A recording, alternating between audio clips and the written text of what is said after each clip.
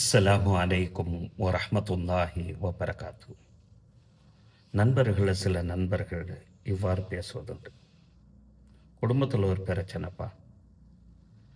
குடும்பத்தில் எல்லாரும் உட்காந்து பேசுனாங்க. எல்லாரும் பேசுகிறாங்க. ஆனால் என்கிட்ட ஒரு கருத்து கூட கேட்கற.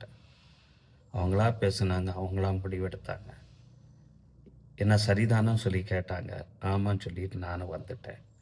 ஒரு கருத்து கூட கேட்கல அப்படின்னு சொல்லி பேசக்கூடிய நேரத்தில் நம்ம கேட்போம், ஏன்ப்பா உன் கருத்தை நீ சொல்ல வேண்டியதானே? ஆமாம், நம்ம ஏதாவது ஒன்று சொல்லுவோம், நம்ம கருத்து சொல்லுவோம்.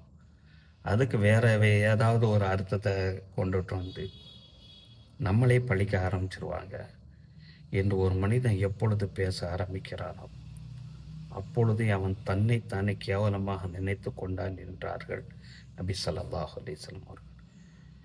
ஏன்னா ஒவ்வொரு மனிதனுக்கும் சுய மரியாதை, சுய உரிமை இருக்கிறது என்கிறது இஸ்லாம். நபித்தோழர் அபு சைதினில் ஹுதிர் ரலியல்லாஹு அன்ஹு அவர்கள் அறிவிக்கிறாங்க, லா யஹக்கிரன் அஹதக்கும் நஃப்ஸா, உங்களில் எந்த ஒரு நபரும் தன்னைத்தானே கேவலமாக நினைத்து கொள்ள வேண்டாம். அப்போ தோழர்கள்லாம் கேட்குறாங்க, ஒரு மனசை எப்படி தன்னைத்தானே கேவலமாக நினைப்பது என கேட்கக்கூடிய நேரத்தில் நபி ஸல்லல்லாஹு அலைஹி வஸல்லம் சொல்கிறாங்க, ஒரு சபையில் பேசப்படுது, அதுங்க மார்க்க விஷயமாக இருக்கலாம், குடும்ப விஷயமாக இருக்கலாம். அந்த இடத்துல ஒரு அபிப்பிராயப்படுறான், நல்ல ஒரு விஷயந்தான், அல்லாஹ்வுக்காண்டி இருக்கக்கூடிய ஒரு விஷயந்தான். இவருக்கு ஒரு சொந்த ஒரு அபிப்பிராயம் வருது, சொந்த கருத்து ஒன்று இருக்குது. ஆனால் அந்த இடத்துல அதை அவன் பேச மாட்டான். ஏன்பா பேசலன்னு சொல்லி கேட்டால் அவங்க ஏதாவது நம்மளை தப்பாக நினச்சிருவாங்களோ அப்படின்னு சொல்லிட்டு ஒரு மனுஷன் அந்த உண்மையை அந்த இடத்துல பேசாமல் விடுறான் பாருங்க, அவன் தான் தன்னைத்தானே கேவலமாக நினைத்து கொண்டவன் என்றார்கள் நபி ஸல்லல்லாஹு அலைஹி வஸல்லம் அவர்கள்.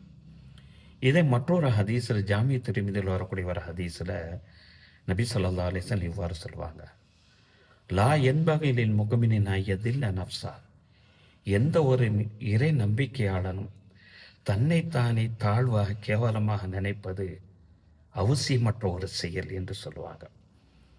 அப்போ தோழர் தன்னைத்தானே எவ்வாறு கேவலமாக தாழ்வாக நினைப்பது என கேட்கக்கூடிய நேரத்தில் தன்னை மீறி ஒரு காரியம் நடந்துடும், ஆனால் அது தன்னால் தான் நடந்து விட்டது என்று, நடந்து விடுமோ என்று நினைத்து கொண்டு அந்த இடத்துல உண்மையை பேசாமல் ஒரு மனுஷன் அந்த இடத்துல வர்றான் பாருங்க, அவன் தன்னைத்தானே தாழ்வாக நினைப்பவன் என்றார்கள் நபி ஸல்லல்லாஹு அலைஹி வஸல்லம் அவர்கள்.